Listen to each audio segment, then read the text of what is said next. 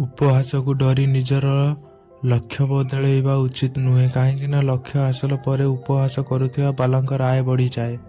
କାହା କଥାରେ ଯଦି କୌଣସି ଭୁଲ କିମ୍ବା ଠିକ୍ ହୋଇଯାଇଥାନ୍ତା ତେବେ ଦୁନିଆ ସ୍ୱର୍ଗ ପାଲଟି ଯାଇଥାନ୍ତା।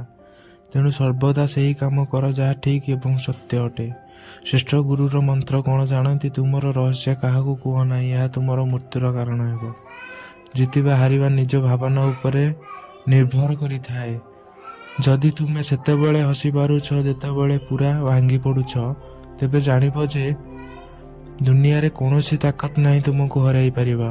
ଉପହାସକୁ ଡରି ନିଜର ଲକ୍ଷ୍ୟ ବଦଳାଇବା ଉଚିତ ନୁହେଁ, କାହିଁକିନା ଲକ୍ଷ୍ୟ ହାସଲ ପରେ ଉପହାସ ବାଲାଙ୍କର ଆୟ ବଢ଼ିଯାଏ।